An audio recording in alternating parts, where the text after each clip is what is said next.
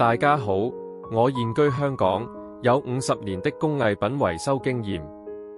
今天我想與大家分享一些我的修復圖片，包括古碗、瓷器、銅器、木器、竹器、玉器、唐三彩、佛像、家具等等，請大家慢慢觀看。如喜歡影片請訂閱、like 及分享，或需要修復工藝品，請留言給我。